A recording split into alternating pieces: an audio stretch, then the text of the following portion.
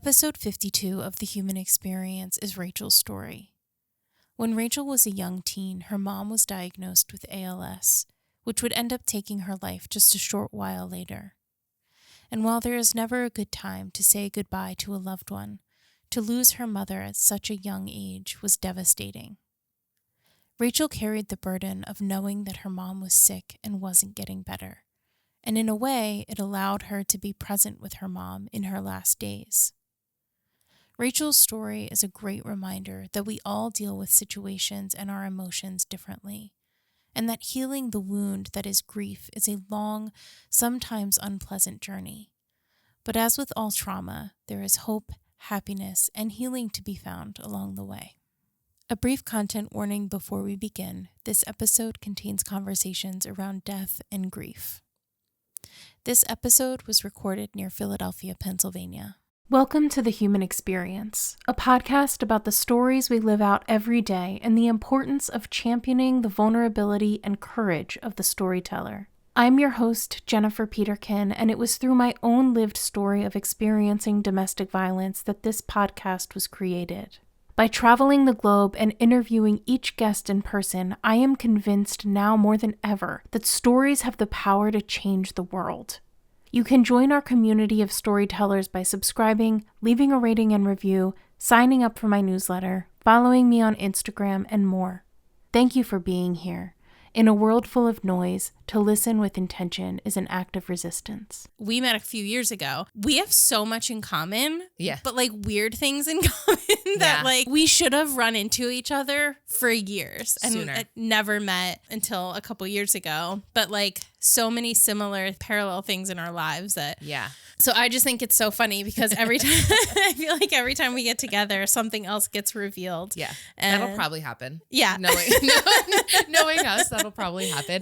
When I met you, I feel like it was quick that I realized how much we had in common, but not like normal stuff in common. Yeah, like the fact that you lived on the street where I grew up. Yeah, literally steps away from my house. That was so weird to me. I think that like immediately made me go, whoa. Because what is this? Because I was like, wait, did we cross paths and not know it? But we weren't there, I think, at the same time. But no. And the same thing with your dad was a pastor at a church that I attended growing up. Yes. And the church I got married in. Oh, did you get married there? I did get married there. Okay. He wasn't there. Yeah. That was years later. Yeah. So we were like living on different timelines almost. Yeah. That's bizarre. Yeah, parallel universe. Yeah, exactly. Is that how they say that? Oh my gosh.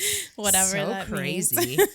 Yeah. So you grew up on the street that I ended up buying a house on. Your dad was a pastor at or is he still a pastor? So that's a loaded question. Yes. And I guess I can say yes now. So my dad has gone through a lot of career changes, but I think it's really cool because I think everything has led him to where he is now, and it all makes sense, which is wild to like see how it started and where it's progressed to. And he started as a youth pastor at the church that you went to. So he was there for, I don't know exactly how long, but a long time. I want to say 15 years. It might have been less, but wow. I was born there and we stayed there until I was in elementary school. And when he left there, he switched over to a children's pastor position at a Methodist church. And we were there for, probably another 10 years. But while he was there, he was in seminary.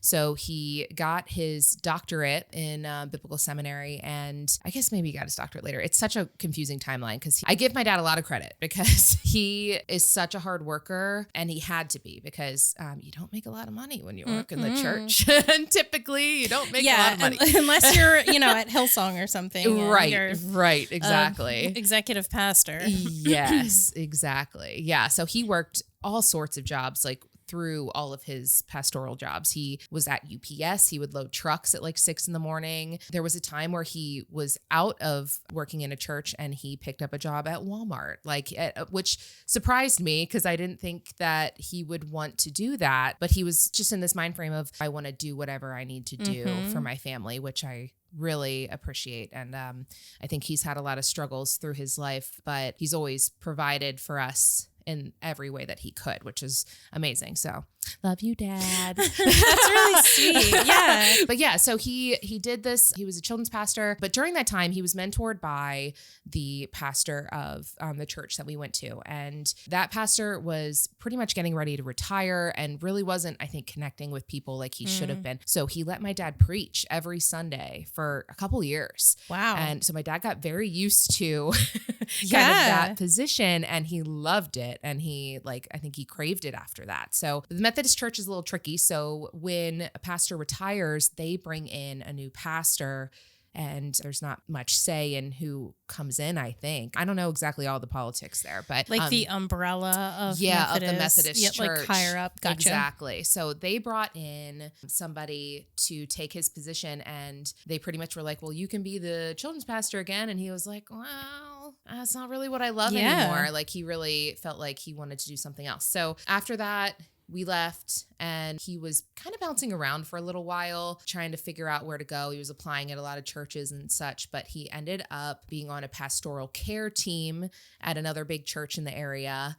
And Which I think I also attended. you did also attend that one. So another cross paths moment, which I think you might have been there at the same time as him with that one, because he was there for a few years, and it was messy there. Yeah. It was messy. That's why we're not naming the church. Yeah. I'm gonna leave names out of it. I care about a lot of people that still go there, but there was some messy politics there, and my dad was going through a lot at the time, which he's open about this, so I don't think he would mind me sharing, but he had a prescription pill problem. And unfortunately, it stemmed from a lot of things from my past, which I'll get into, but also just dealing with chronic migraines for his whole life, pretty much. But especially as far back as I can remember. And unfortunately, he became really reliant on these medications, and they got really messy for a while. And while he was at that church was the peak of that issue.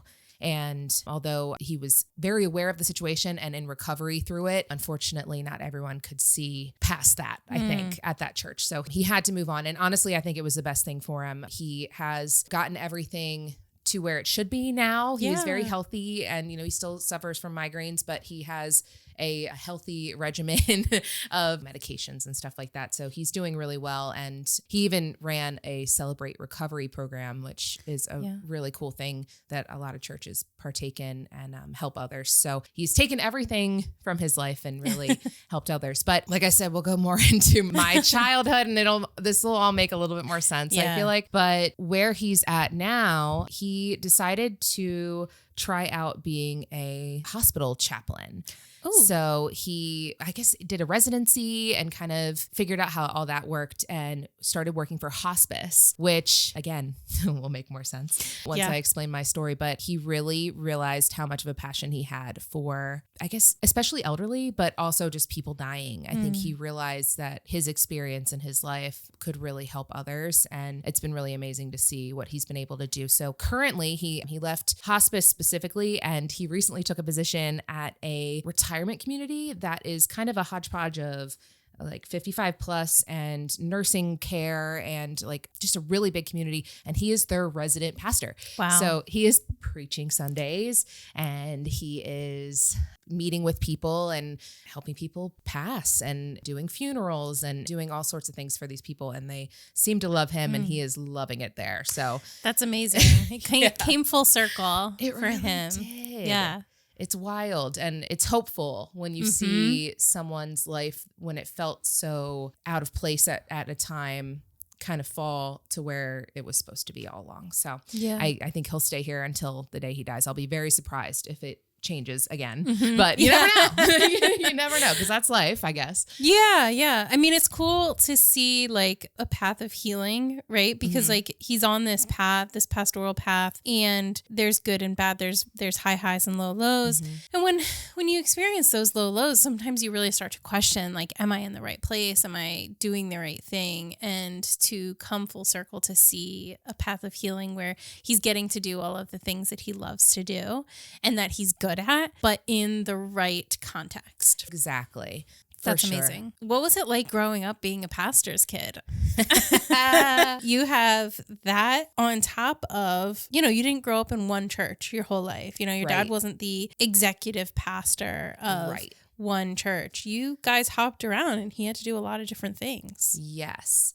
So when I was little, overall, I had an amazing childhood. I hit some really heavy trauma in my early teen years, which we'll get to. But generally speaking, I am so incredibly fortunate to have been raised the way that I was raised. My parents definitely sheltered me to an extent, which, kind of typical conservative Christian upbringing when it came to what we're allowed to watch. And, we didn't celebrate Halloween. So I didn't go trick-or-treating until I was 13. I begged my dad when I was 13. I was like, can I just go with my friends? I was like, we're just going to walk around the neighborhood. And he was like, you're old enough. You can make your own decision. That's okay.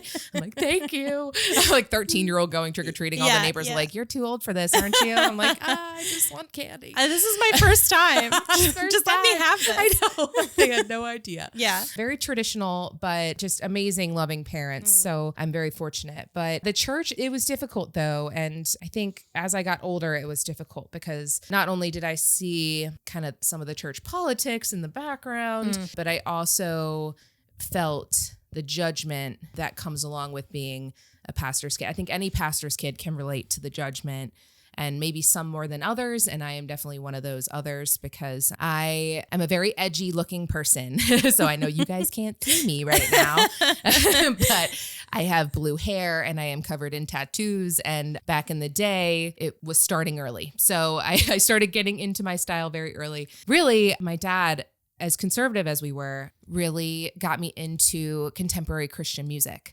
and the rock side of things. And I'm very grateful for that because it got me on a path of music that I am still very much in love with, which is heavy music. And it started out just kind of Newsboys and Audio Adrenaline. And my dad would take me to like one concert per year.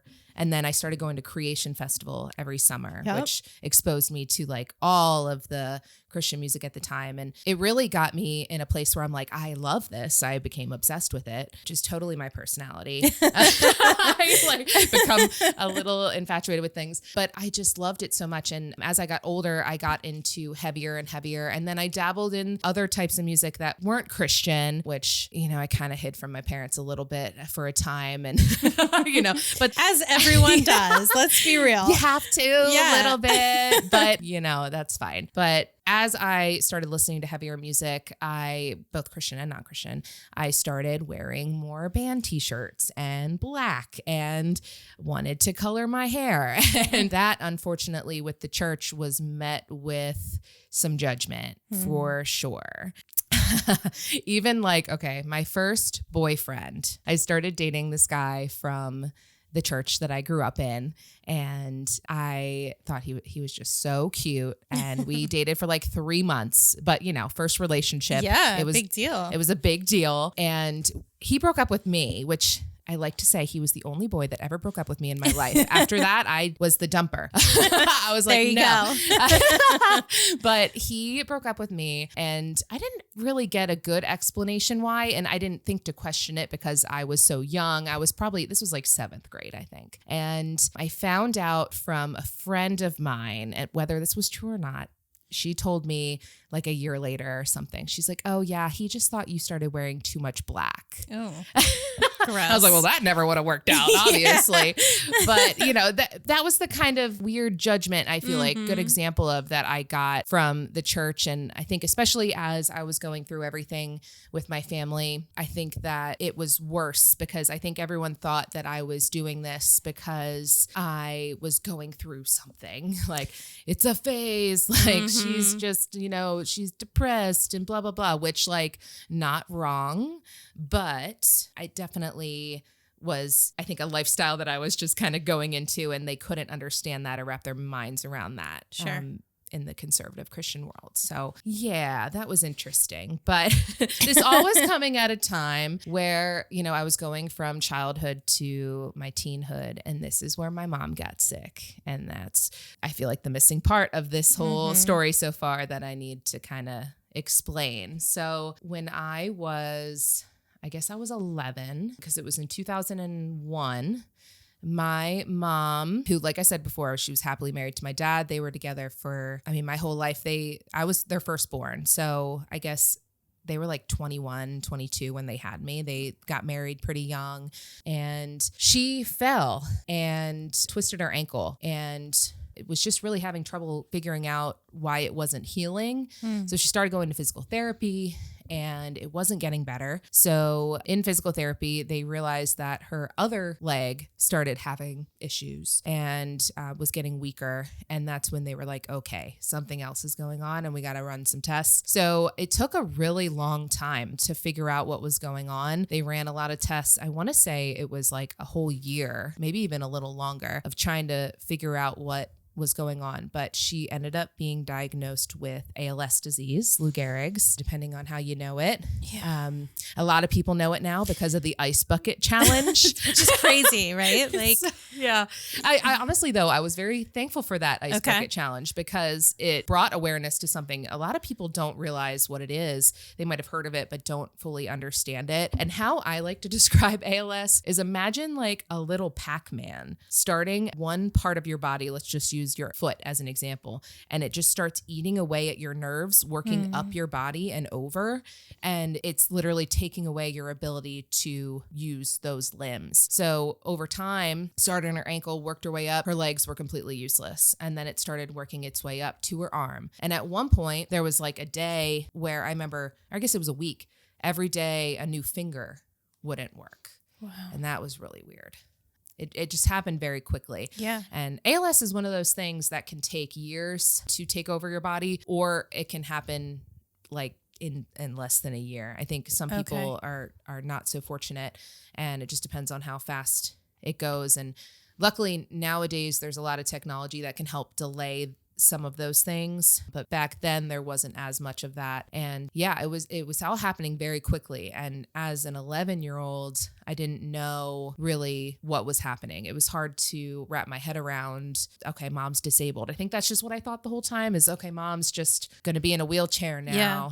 And I remember my dad having to take me out one day. And I remember we pulled back into the house in the neighborhood that we both lived in, and on that street. And he looked at me and he's like, I need to let you know something. He said, mom is going to die, and this is not something that she will get better from. And it's probably going to happen sooner than we think. And I remember he went inside and I just sat there in the car and had to process that. That was hard. It was hard to hear that, and it was hard to wrap my mind around. And, at that point, I had been keeping myself really busy through her sickness. And I think at that point in my life, I had a lot of friends that I liked to hang out with. I had sleepovers all the time. So I was out of the house constantly. I was 12, at this point. And I kind of realized, like, I need to be more attentive to an extent and kind of make sure I'm present for this, because I didn't want to regret that later. But also it was hard. So as her disease progressed, she was amazingly strong through the whole thing. I don't know. I don't know how the heck someone can get a diagnosis like that and keep their head, but she never made it seem like she was scared. And I know she was. I know that she talked to my dad about that, but she never let on. And I think she's an amazing mom for that. She really tried to shield me. And I have a younger brother as well. I didn't mention him yet, but my brother Josh is 3 years younger than me. So he was around 8 when this was all happening. And he really didn't know what was going on at the time, which I think is a blessing for him, because he doesn't remember a lot of the traumatic stuff, unfortunately, that I do. But in the best way, he remembers her. And that's so great. And I'm so happy for him. Yeah. Because I remember as the disease progressed, she was having trouble eating. So, she had to be fed like a lot. I think it was a lot of liquids and stuff. But I remember at one point she had a machine in the bedroom, and I don't even know what it was. All this is so blurry to me because, I'm 33 now. So forgive me for not remembering all these little details, but it kind of plays in your head like a movie. Sure. And it doesn't feel real sometimes when you think back on it. Like, there was a machine that she needed to help, I think, clear her airways and stuff. And it made this horrible noise.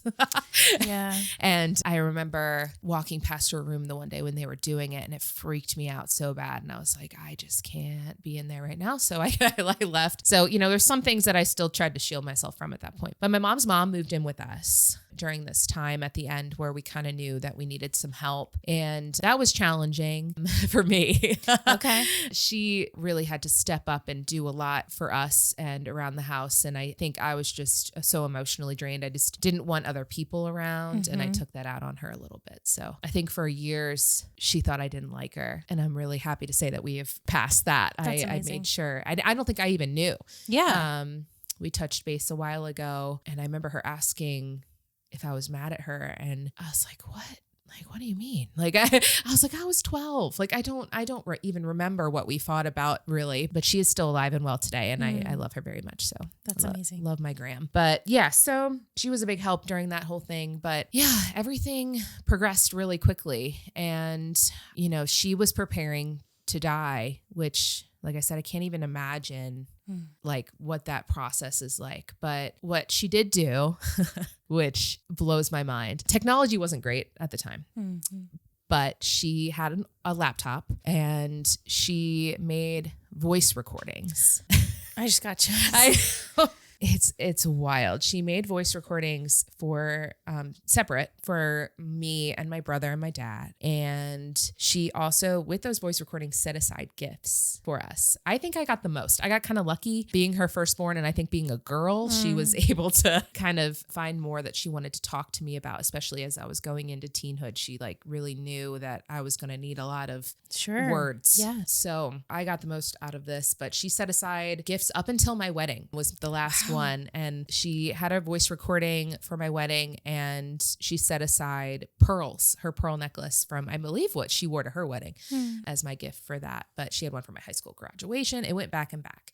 Unfortunately, that laptop, we did lose a lot of those recordings. I have like one, I think, right now on a CD, but technology fails us sometimes. So unfortunately, we tried to recover that and didn't have too much luck. But even the fact that she thought about doing those things for us, and I still got all my gifts, and a lot of them had her handwriting somewhere as a part of it. Like she was trying to explain it. I even have the list actually of all the gifts that she wanted to give me that she wrote out and like when she wanted me to have them. And that was incredibly sweet. But the first voice recording was made for the funeral, which was wild. So I'll get there on that. I'll pause on that part. But so like I said, she fell in 2001 and February of 2003. So not even 2 years later. Gosh, math.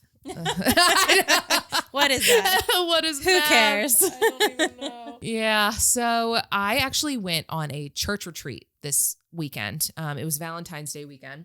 And the day before I left was Valentine's Day. So we had hung out a little bit and I had given her these press-on nails because that was like something that we loved to do together when we were younger, is we would put press-on nails on each other. So I'd given her a set and I was really excited to put them on her. And fortunately, I never got the chance to. And I still have those nails in a box to this day. But, we said our goodbyes that day. I went off on the church retreat. And the next morning, my youth pastor came up to me and was like, hey, I got a phone call. Your mom's not doing great. You need to go home. So I went home and I found out that she had almost passed away that morning in the bathroom, actually. But she looked at my dad and she said, you need to get Rachel home. So I made it and she was in the living room and my dad had her in his lap and just like rocking her. And she was still coherent at this point. She couldn't talk very well though at this point. And this had been for a while, her speech, it had really gotten up to her speech and she would struggle to get words out. It would take a couple minutes to get a sentence out. And all she told me that day was, I love you and I'm so proud of you. And that's all I got, but that's all I needed. That's all I needed, honestly. So yeah, she was in my dad's arms on the couch. I was there with my brother, my Grammy, and my youth pastor, who was very close to our family. And my dad rocked her and sang to her. And she took her last breaths that morning in our living room. So it replays, like I said, in my head like a movie. Like that particular scene especially plays in my head like a movie. And she was the most amazing woman. She was absolutely amazing. And I'm so grateful to have had her for as many years as I did. I was just a couple months away from turning 13. So I wasn't ready for her to go. Yeah. But I'm very fortunate that I have so many good memories of her. That's amazing. I mean, I'm sitting here thinking about you saying that at 12 years old, you realized that you had to kind of pull back on your social life because you realized the importance of the time that you had left with your mom. And that is honestly blowing my mind that at 12 years old, you had the emotional intelligence. And I think it speaks to the relationship that you had with your mom, that you understood that. But God, that is not anything anybody should have to go through at any age, let alone a 12-year-old. Agree. Agree. And I've watched other people in my life go through this even not too long ago. Last year, we lost my uncle, and watching my cousins, they're in their 20s, but I cried so much for them because I just feel like I don't ever want anyone to feel that kind of pain. It's like one of my biggest fears, I think, in life is I don't want anyone to feel that heartbreak because nothing describes it. And I'm very fortunate that I've been able to help a lot of people over the years. So much good has come from her loss, my family's loss. Even just, a couple years later, it was really crazy. My dad was working with a family. I don't even remember why. My dad also taught piano lessons. He's a man of many hats. Yes. I love it. Yeah. And it might have been a piano student. I don't remember. But this family, they had lost their mom. The kids were my age, son and daughter, same age as my brother too. It was really crazy. And the mom had passed away of cancer the year prior, and the dad just got an ALS diagnosis. Oh my gosh. And I couldn't even wrap my mind around that whole thing because my biggest fear in my life has been to lose my dad. Of course. Ever since I'm like, oh gosh, I can't even imagine, and losing one parent's bad enough. I can't imagine losing both. But this family, the son, I think, was around enough, but the daughter was doing exactly what I was doing, but probably worse. She was out of the house, I think she had a part-time job, and then she was hanging out with friends, very social. And I had only met her once for like a second, but my dad actually encouraged me to write her a letter. And I did. It was a long letter. It was like 3 or 4 pages, like back and front. But I pretty much was just pouring my guts out to her. And I was like, do not let your life get you in the way of being with your family right now. I was like, you will not regret spending time with your dad right now. And you really, I can't tell you enough, like, be home, be present, because you avoiding this is not going to make things better. And I was very blunt with her. And I was probably like, I don't even know, 15 writing this letter. Yeah. But my dad gave it to her, and he relayed to me that she did end up spending more time at home, and their dad did end up passing away. And only, I think, within a year. It was pretty quick. So, knowing that, something good has come out of it, even if that was the only thing over my whole life that made a difference. If I could help someone realize, oh, shoot, I need to be present right now, it makes it worth it. So, but I know that that's not the only thing. I mean, my mom, I don't think I realized how many people's lives that she touched until her funeral. Her funeral was massive. We couldn't have it at our church because there was way too many people. We had it at a bigger church in the area.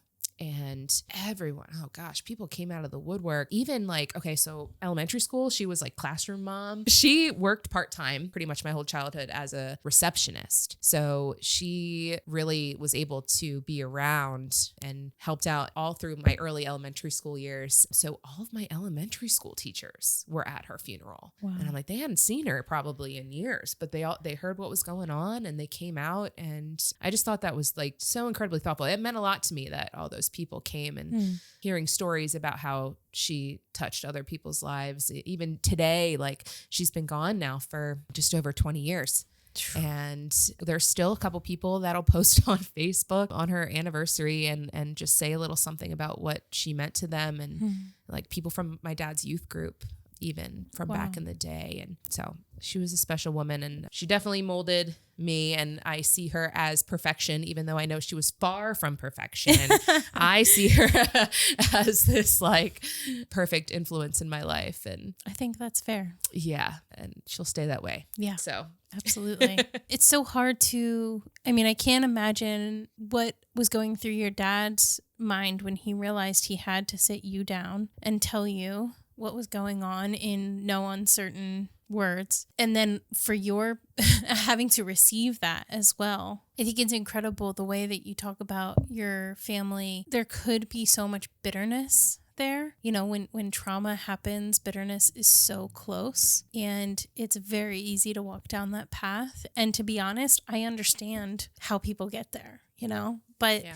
you have such love when you talk about your family, and such openness and gratitude, which I think is just pretty incredible and speaks to the love that is shared in your family and how your dad held you and your brother up moving forward. Right. Yeah. He really tried his best, and things got hard as expected the years to follow. I think for a while we did okay. My dad's way to cope was to sleep, unfortunately. So he kind of disappeared for a while. He was there when we needed him, but he was very disconnected for a while. Sure. And my stepmom came along shortly after. Oh, wow. Okay. So I was not okay with that. Mm-hmm. And unfortunately, no one was super supportive.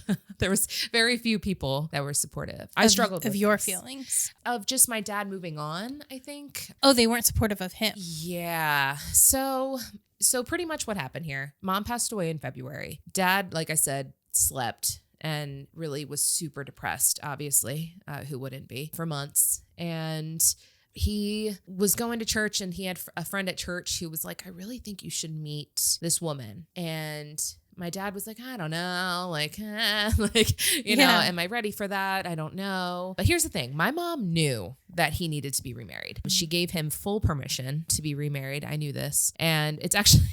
It's actually funny. She gave him a list of people that he couldn't marry. That is hilarious. I love that, actually. Remind me to do that if I am ever in this situation. Seriously. Yeah, I'm going to take a page. Oh, I thought that was so funny, but so like my mom. She was very type A, so I am not surprised at all. So because my dad worked in the church at the time, and my dad is an attractive guy, you know, he's a nice looking guy. I will say women did kind of flock to him a little bit shortly after, which was real weird for me. I was like, ew, like, get away. It's my dad. Gross. But my stepmom, I did not know her. So how this happened, my dad's friend was like, I think you should meet this lady. My dad was like, I don't know. My dad ended up signing up shortly after that for eHarmony. And I think because he was like, I don't want to mess around with like trying to find some random person. Like I want to be intentional with this. His first match was Deb, who was the woman that his friend was trying to set him up with. Oh, nuh-uh. Yeah. So he was like, wait a minute. Like, isn't this who? Yeah. Okay. That's weird. Like maybe this is supposed to be a thing. So Deb was really the only woman that he dated. He didn't date around, which thank goodness, because I don't know if I could have handled that. Mm-hmm. But I remember when he started dating Deb, he showed me a picture of her and he's like, isn't she so pretty? And I remember exactly where we were standing in the house, and I looked at the picture, and in my mind, I'm like, I don't care. Yeah. But for the first time in months, my dad was smiling. So I had this like internal battle of like, crap, like I want him to be happy, but this sucks because I also don't want anyone else coming into our life right now. Like I was not ready for that. So they were dating. They started dating. I did not meet her for a while. I didn't want to meet her. And I think I only ended up meeting her because she actually had a 3-year-old daughter who was from her previous marriage, and they needed a babysitter the one night. And I needed money because when you're like 13, 14, you're broke. So I was like, fine. So it was a good way for me to meet her quickly. I was like, all right, this is fine. And get something out of it. Exactly. Exactly. And I loved her daughter. My stepsister, Becca, is amazing, and I love her so much. But, you know, at the time, I was not ready. I was not ready for that. I was not ready for them to date. and I had to suck it up, but it was a roller coaster. I feel bad. I put my dad through a lot. I felt fine with it for a minute. And then the next minute I literally would take a picture frame and smash it against the wall. I remember they were on the back deck the one day, and I remember throwing a picture at them. Like, I was just so angry. So it came in waves, and grief's weird like that. Yes. Grief will come in waves where, you're fine and then you're not fine. And the anger. Like, yeah. I don't know if people always understand that anger and grief go hand in hand, and 100%. You don't always understand the anger, but and I would say it's more than anger, it's rage. Yes, I 100% agree with that. Yeah, there's so many stages of grief. I feel like I went through so much grief counseling, both at school and with private counselors, and I feel like I understood all of the cycles, and I was like, I was still in it though. Yeah, it doesn't make it better. It doesn't make it easier. But yeah, so the teenage years were really hard. Me and her did not get along. My dad ended up marrying her a year later, almost exactly. It was a couple weeks after my mom passed away, which that was really difficult. Yeah. Not, like I said, not only for me, but people around us. There was people at church that were really upset that he did that really quickly. Mm-hmm. There was my mom's family was incredibly hurt by that. And we didn't have a relationship for a really long time. And I know that they didn't hold it against me, but I think there was some words spoken between my dad and them to, like, he said, let's give them some space. And if they want to come to you, let them come to you. So they kind of backed off. And it wasn't until a handful of years ago that I kind of reconnected with them. Wow. But it wasn't made clear to me. So the whole time I'm thinking like, oh, like, do they hate me now? Sure. Like, what's going on? And I know they don't. They never felt that way. But it was so weird to go from being in one family unit. Like, we hung out with my mom's family all the time. They lived within 2 hours of us. So we were every holiday, like, we were always together. And to go from always being with them to never seeing them was a really weird shift in my childhood. And I'm really glad that we've gotten back to a relationship, but it was weird for years. So I won't go into all the details with my childhood teenage years, but it was ugly. My stepmom and I never got along. And when I hit 18 and I went to beauty school to start doing hair, and as soon as I graduated, I got kicked out, and they were like, you got to go. Like, cause we still weren't getting along. And that was incredibly frustrating to me because I feel like, I had a handful of years that were rough, but by the time I was like 17, I was very much like a changed person in my mind. I was like, I know what I want in my life. I want to succeed and do well. And, I think I wanted a mended relationship, but I didn't see how it could happen. So I moved out. There was a handful of years that I bounced around. I lived in some other people's homes. I rented rooms in other people's homes because I was making crap money. Yeah. I was just starting to get into my career, and I really couldn't afford to live on my own. And it wasn't until I met my husband that I feel like my stepmom and my relationship started to heal. I think for the first time, she saw me in a serious relationship, and I think saw me with different eyes. And we had some positive things to talk about together. And now I can say we're really, really great friends. It took like 12 years to get there. Wow. But I respect her a lot. She's really good for my dad. She's really balances him out. And I think that he made a great decision in marrying her. It's just, I didn't want anything to do with it back then because I wasn't ready. Sure. So I love her now. And I'm very grateful that she's in our lives, and she takes care of my dad because I know he's a piece of work sometimes, and she puts up with a lot with all of us, but is very supportive and has become a really great friend. So things can shift. And I tell people this all the time. I'm like, I have a lot of clients in my job that I think are going through similar situations in like stepmom roles and stuff like that. And it's fun to be able to be like, listen, just hang on. I was like, I promise it gets better. Yeah. If you work at it. And, I think for me, it was not having expectations on myself. Like she didn't have control over me by the time I was in my 20s. Like, I was living on my own. There was no expectations that I had to clean this or, act a certain way. Like, we could just live side by side and not be angry anymore. Yeah.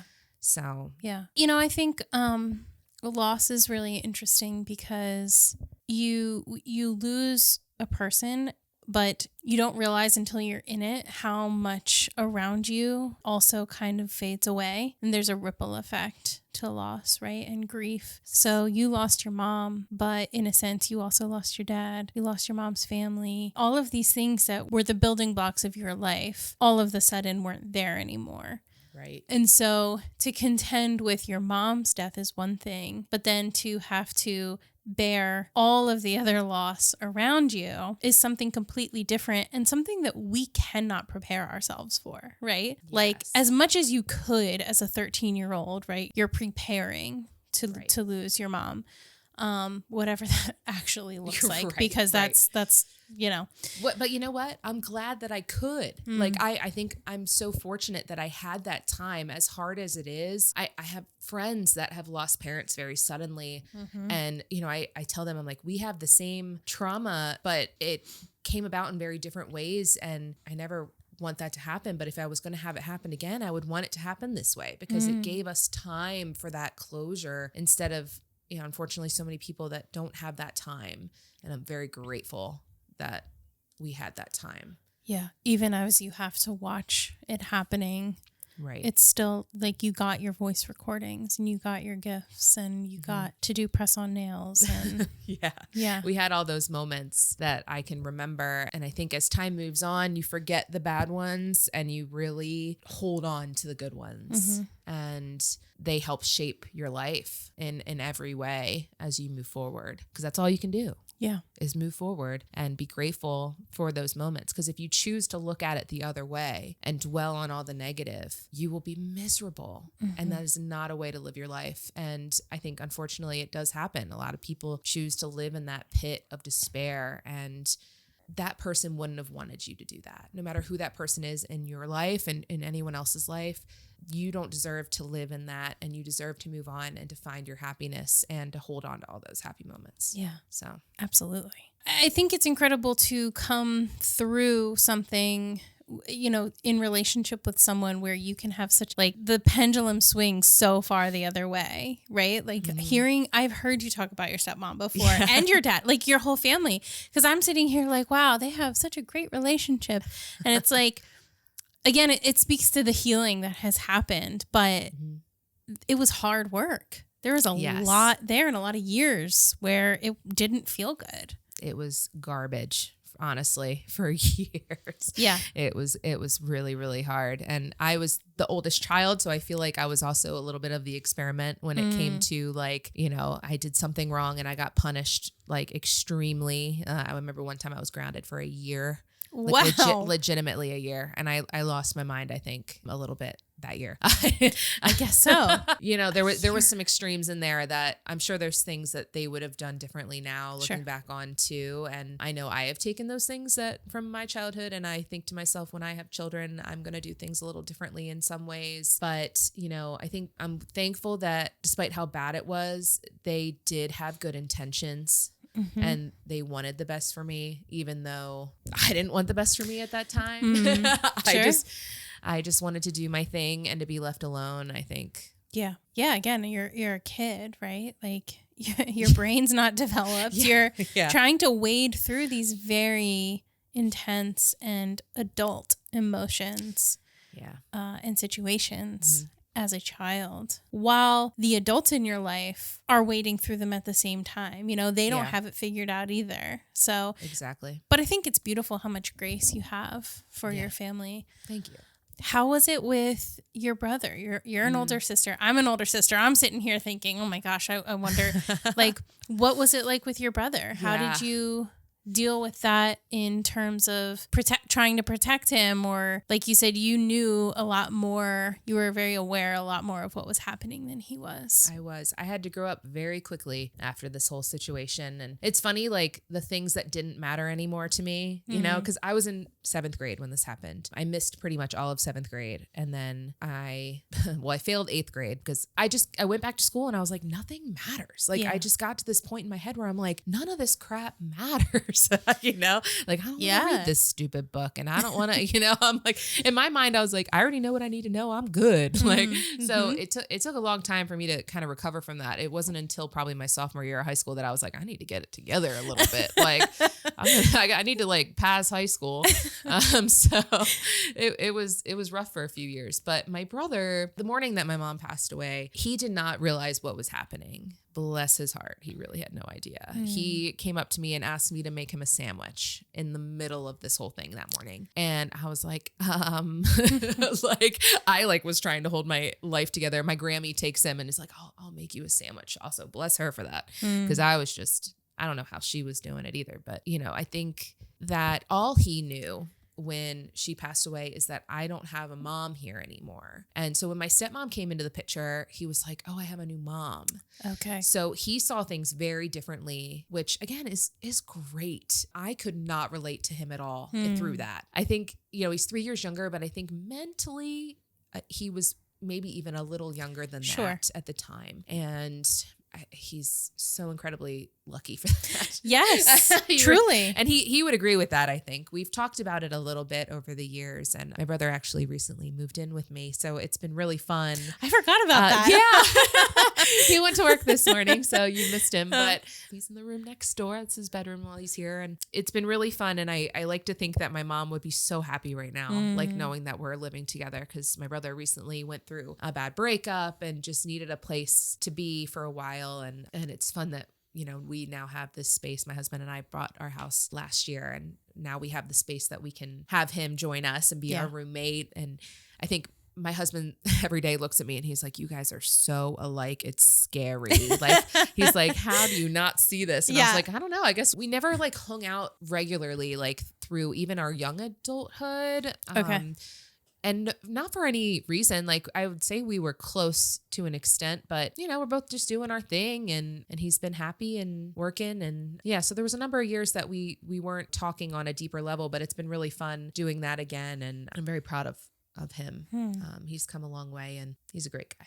That's amazing. It is interesting to be in the same household and have wildly different experiences of something. But at that age, 3 years might as well be 3 decades. Yes. So I think it makes sense. And he's a guy. Yes. That plays a big part too. The emotional connection there was a little different, I think, for him than it was for me. I was like, it's my mom. Like, I don't know. But if it was my dad, maybe he would feel differently at the time. I don't know. Because I loved being one of 2 kids, because I feel like my parents were never outnumbered. So me and my mom, whenever we would go somewhere, it usually was me and my mom and him and my dad. And like every once in a while we'd switch it up. But like if we went to a fair, like me and my mom would go on the Ferris wheel and him and my dad would go on the roller coasters. Like we always kind of had our like routine. So while he was close to my mom, of course, I think it was just a different connection at the time. Yeah, for sure. I think that makes sense. And as somebody that is very, very close to my mom, and also only has one brother, and I'm the oldest. There's a lot of parallels here. There's our similarity that we were looking for. There we go. I didn't think about that. Yeah, very similar.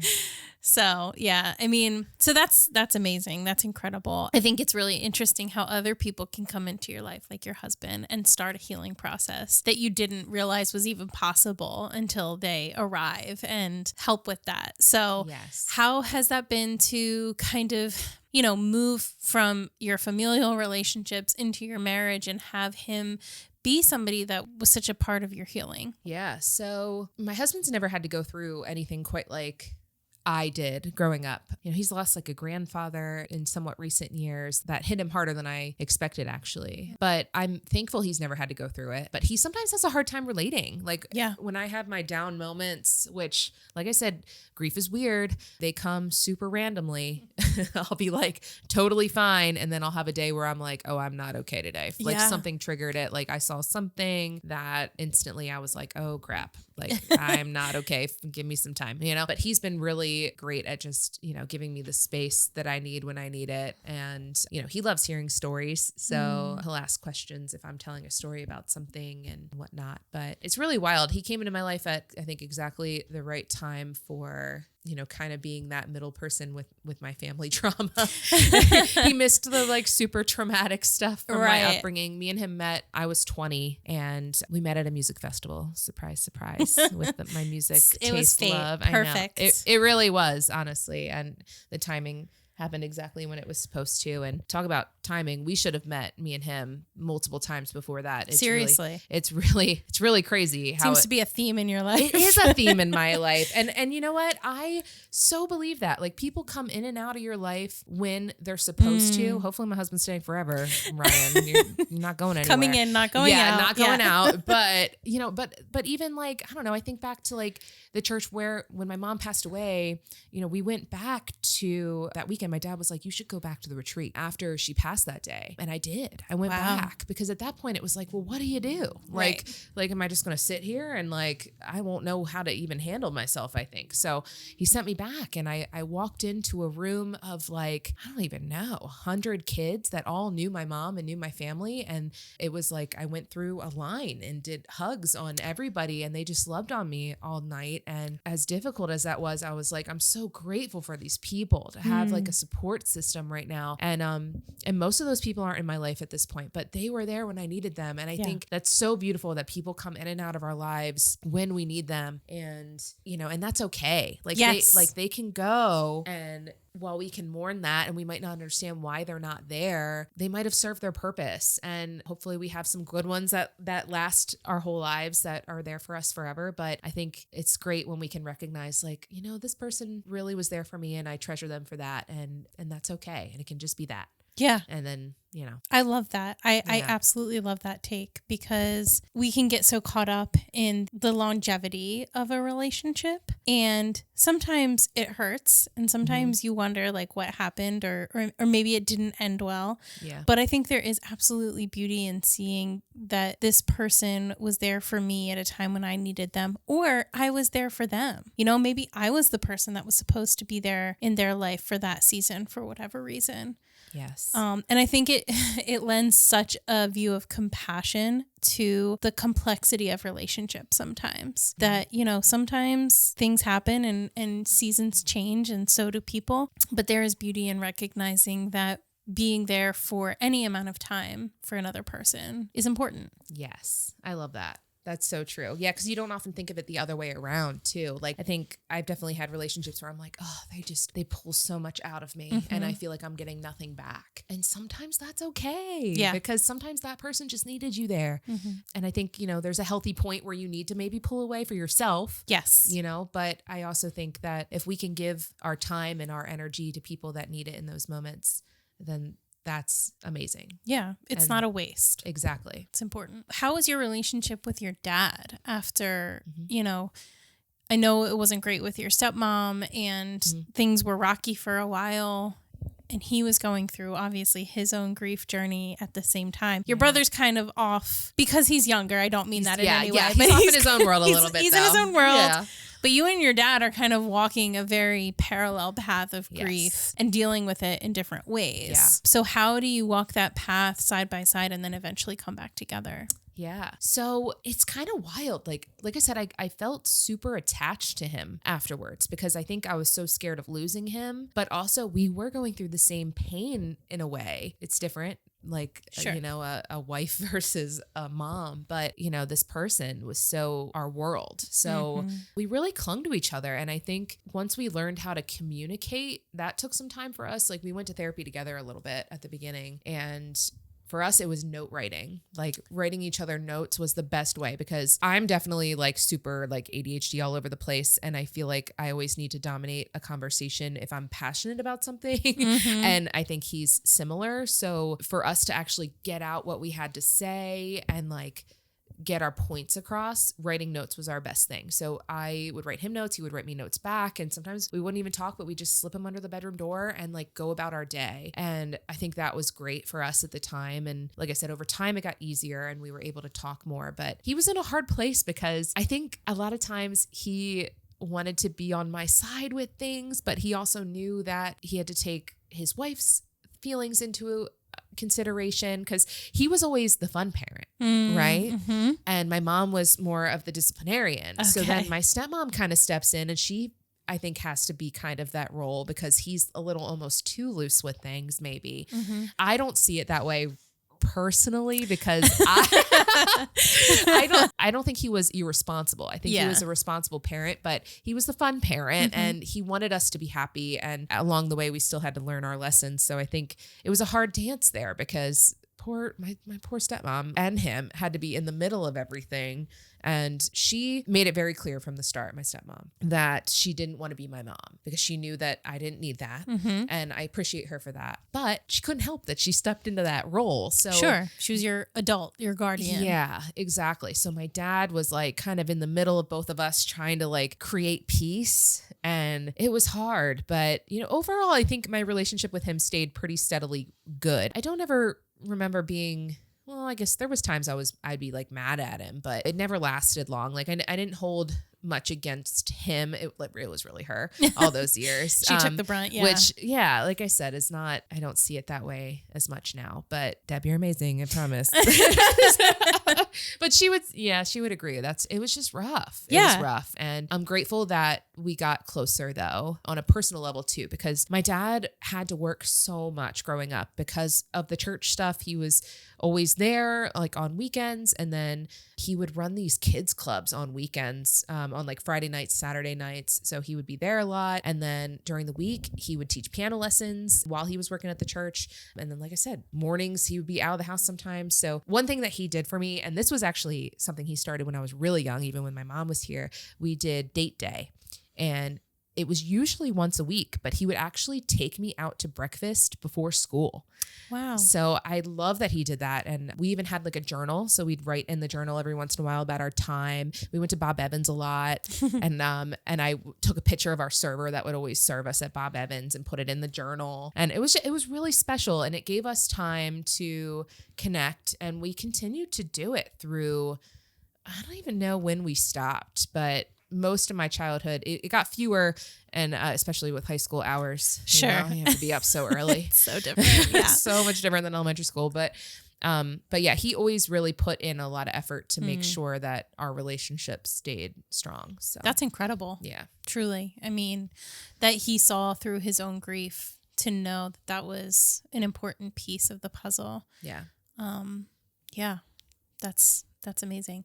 Going through what you did, you know, losing your mom, the trauma of losing your mom, you're watching your dad go through his different experiences within the church. How do you feel towards the church as a whole now? What does that kind of bring to mind for you? Yeah, that's a good question. So I'm still very much a believer. I have no ill feelings really at all towards the church. I think people were naive, I think, to different ways of living life back then.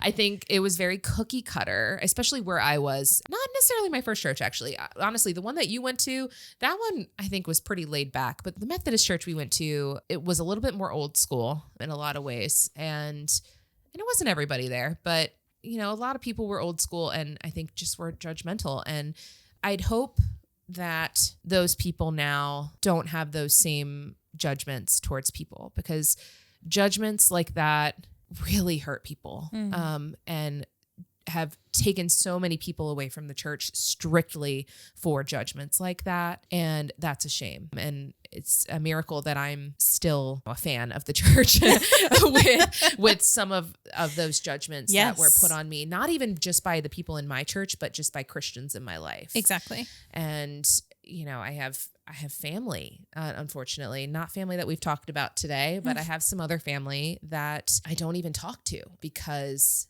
unfortunately, I've been judged by them so much my entire life without them even knowing me. Yeah. And that is never something as a Christian that you should do, or really as a person, right? that you should do, Christian or not. You know, I think we need to love people and see people with loving eyes and not by what they decide to wear. Yeah. Or, you know, there's so many things. I could rant about that. I will not go too far into it, but I don't hold it against anyone because I think unfortunately people were raised a certain way and to think a certain way and probably just didn't know better. And I think once you know that that's not how you're supposed to act, and if you still choose to judge people, then shame. You know? All the shame. But, I think there's so many people in my life that know exactly who I am, who love me for who I am and encourage me in my life day to day. And those are the people that I choose to hold on to. And I am such an open book. Obviously, I'm here with you, spilling my guts. And, if anyone asks me anything, I'm happy to tell them where I'm at, and then judge me by my character, not by what I look like. That's so stupid. Yeah. And this is 2023. Yeah. Like, people should be able to express themselves and feel confident in themselves by what they want to look like, and it shouldn't matter. Yeah. So that's absolutely. that's my 2 cents on that. Agreed.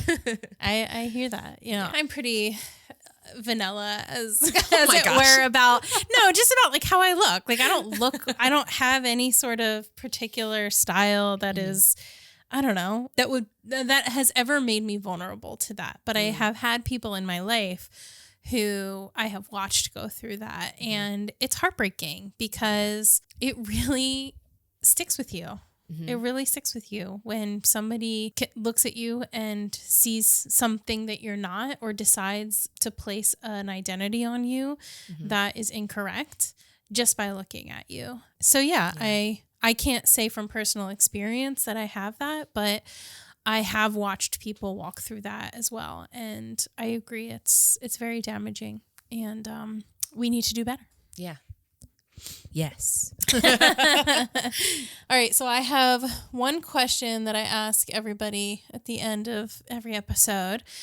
And I think it's so interesting because I'm thinking about this question, and your entire story has been an exercise in compassion. And again, the grace that you have for your family and the people you've walked through life with, especially during these traumatic times, is, again, so beautiful, but such an answer to this question already. But I'm going to ask it anyway. Okay. So the question is, through the lens of your experiences, what does it mean to you to be compassionate? What does compassion look like?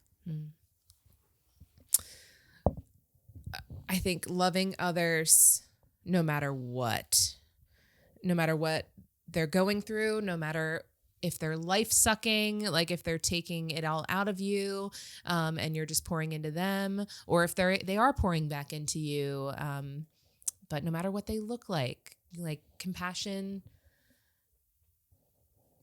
shouldn't have boundaries at all. And we just need to love each other and really embrace every moment we have with each other, because it could be gone in an instant, and living with regrets is not something that's fun. Yeah. So, yeah, I think that's it. Love it. Cool. Doesn't have to be complicated, right? Yeah. I mean, conceptually. Yeah. Actually living that out can be quite complicated, but that's okay. That's life. Do you want to shout out any of your stuff, like your travel agent stuff? Okay, yeah. Then because I mean, listen, anybody that has known me for any length of time knows I'm a Harry Potter freak. Yes. And Rachel has planned 2 of my Harry Potter vacations. Yay, yes. So I plan vacations. I am a travel agent, and I specialize in Disney and Universal and cruises, and I can really do a little bit of everything, but those are my favorite things for sure. So I am Magical World of Rachel on all of my social channels. I am pretty much everywhere, and that is my website as well. If you ever want to reach out, my services are free. Travel agents are free. So anytime, I'd love to help you. I am also a hairdresser. Yes. She does my hair. I'm like, I don't know which one or both. You're free to, and I'll put links to everything. Thank you. But yeah. And you can follow my hair journey. If you're not local to me, that's cool. You can still follow me over there at Rachel Turley Beauty. All of my info is there as well. Yeah, it's fabulous. So yeah, if you're in the area, I highly recommend, except don't take my appointment times. Back off, everybody. No, but yeah, I mean, anywhere you are, you can do the travel agent stuff. So yeah, I work with people all over the country. So no matter where you are, I can definitely still help. Cool. Good deal. And we're sitting in her office, which is like chock full of every Disney and Harry Potter thing that you could possibly want or imagine. It's my happy space. It is a dream. I'm like, why doesn't my office look like this? Truly. I like black, right? I said that plenty of times today. I like wear a lot of dark clothing, but my office is pastel pink. Yes. And covered in Disney memorabilia. So it's the cutest thing. Like, you cannot not be happy sitting in this room. Everybody needs a happy space. Yeah. Well, you found yours. Now I need to go home and do some work on my office. I'm getting all of my inspiration right now. I love it. All right. Well, thank you so much for doing this with me. I really appreciate it. Thank you. This has been awesome. Oh, good. Thank you for listening to The Human Experience. If you enjoyed this episode and you'd like to help support the podcast, please subscribe, share it with your friends and family, share it on social media, and rate and review it on Apple Podcasts and Spotify. You can also support the podcast financially by going to my website, thehxpod.com, linked in the show notes, and clicking on Donate. It takes a lot of time and resources to create this podcast, so every little bit helps. Everyone has a story, and I'd love to hear yours, so be sure to check out the show notes for more information about how to stay in touch. Do good and love well.